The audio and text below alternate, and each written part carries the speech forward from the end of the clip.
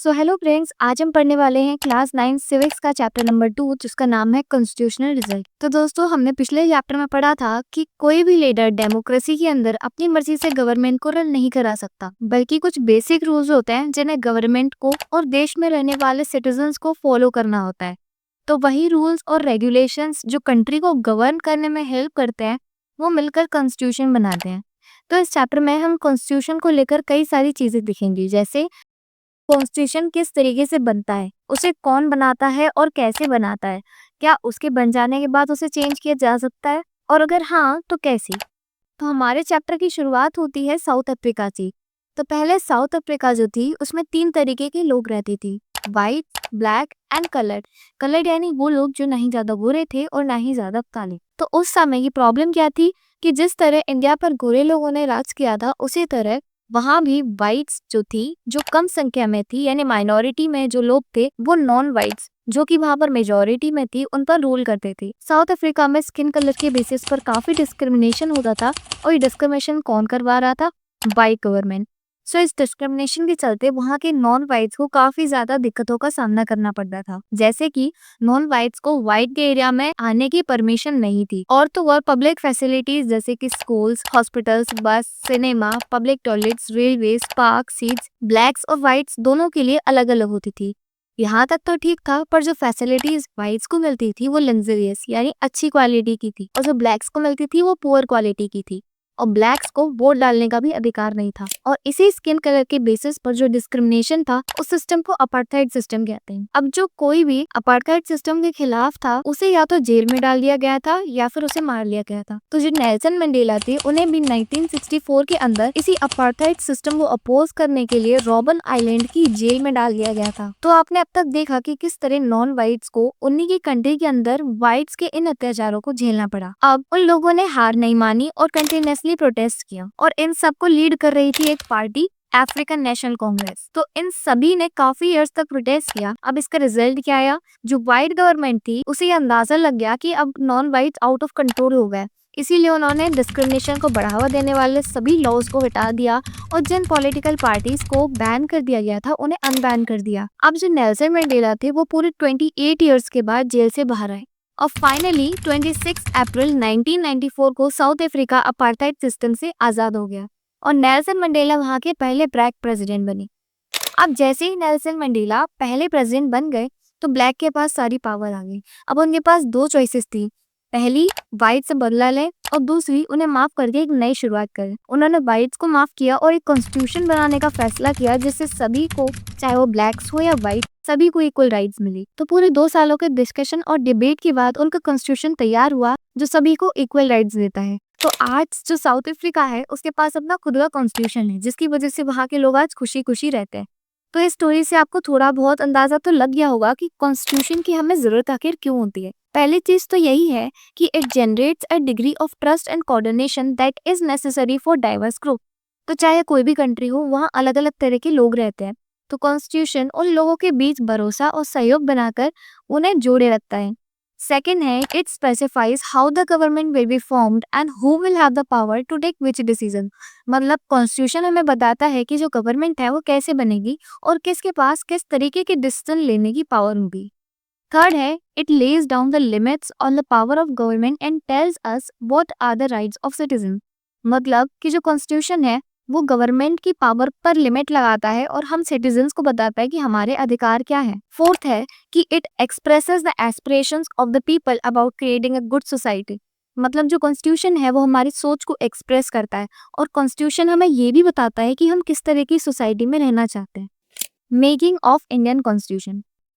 तो दोस्तों, ऐसा नहीं है कि इंडिया का कॉन्स्टिट्यूशन एक दिन में आसानी से तैयार हो गया हो, बल्कि इंडिया को भी अपने कॉन्स्टिट्यूशन को बनाने के लिए साउथ अफ्रीका के जैसे ही स्ट्रगल का सामना करना पड़ा। उसके सामने कई सारी प्रॉब्लम आई। तो पहली प्रॉब्लम तो यही थी कि इंडिया एक बहुत बड़ी और डाइवर्स पॉपुलेशन की कंट्री है।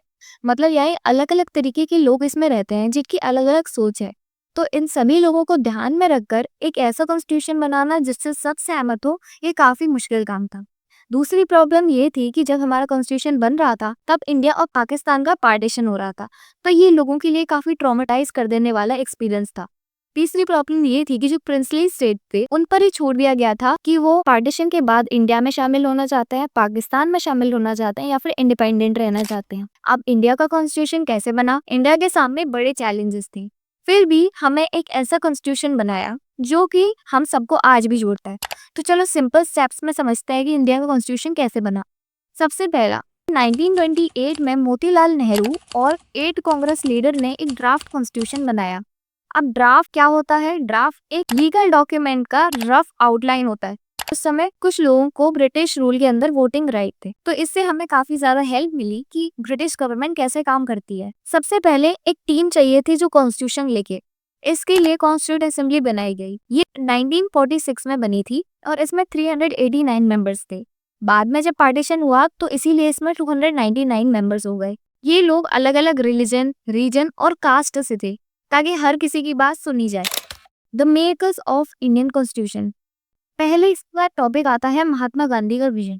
महात्मा गांधी कॉन्स्टिट्यूंट असेंबली के मेंबर तो नहीं थे, लेकिन उनके आइडियोलॉजी को मेजॉरिटी ऑफ मेंबर्स जो कॉन्स्टिट्यूंट असेंबली के थे वो फॉलो करते थे। 1931 में यंग इंडिया नाम की जो मैगजीन थी, उन्होंने अपना आइडिया शेयर किया कि वो कैसा कॉन्स्टिट्यूशन चाहते हैं। डॉक्टर भीमराव अंबेडकर और गांधी जी दोनों ही इक्वालिटी को सपोर्ट करते थे, लेकिन उनके जो आइडियाज थे किस तरीके से वो उन्हें अचीव करें वो अलग अलग थे। इतने सारे लोग एक साथ काम कैसे करेंगे?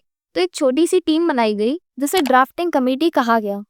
इसके जो चेयरमैन थे वो थे डॉक्टर भीमराव अंबेडकर, जिन्होंने इसमें सबसे बड़ा काम किया, इसीलिए उन्हें फादर ऑफ इंडियन कॉन्स्टिट्यूशन भी कहते हैं। ड्राफ्टिंग कमेटी ने दुनिया भर के कॉन्स्टिट्यूशन जैसे कि अमेरिका, ब्रिटेन, साउथ अफ्रीका के कॉन्स्टिट्यूशंस को स्टडी करके उन्हें इंडिया के हिसाब से मॉडिफाई करके अडॉप्ट किया। कॉन्स्टिट्यूंट असेंबली ने 3 सालों तक 1946 से 1949 तक काफी मेहनत से काम किया। सबने अपने आइडियाज रखे, तो तब जाके हमारा कॉन्स्टिट्यूशन बना।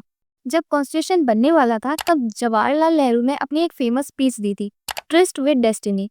ये स्पीच 14 अगस्त 1947 को इंडिया के आजाद होने से एक दिन पहले दी गई थी।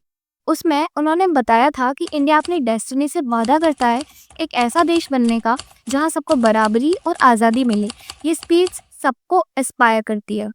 फाइनली 26 नवंबर 1949 को कॉन्स्टिट्यूशन को ऑफिशियली अडॉप्ट कर लिया गया, मतलब अपना लिया गया। इस दिन को हम संविधान दिवस या कॉन्स्टिट्यूशन डे भी कहते हैं, लेकिन ये पूरी तरह से 26 जनवरी 1950 को प्रैक्टिस में लाया गया जब इंडिया एक रिपब्लिक बना। इसीलिए 26 जनवरी को हम रिपब्लिक डे मनाते हैं। फिलोसफी ऑफ इंडियन कॉन्स्टिट्यूशन, अगर हमें इंडियन कॉन्स्टिट्यूशन को पूरी तरह से समझना है तो हमें पहले समझना होगा कि प्रीएम्बल क्या होता है। तो जो प्रीएम्बल है वो एक टाइप की समरी है, या हम कहें एक टाइप का इंट्रोडक्शन है पूरे कॉन्स्टिट्यूशन का। अगर हमने प्रीएम्बल को समझ लिया तो हम समझ जाएंगे कि हमारा कॉन्स्टिट्यूशन के अंदर क्या है और कॉन्स्टिट्यूशन किस आधार पर बना है। तो चलिए देखते हैं।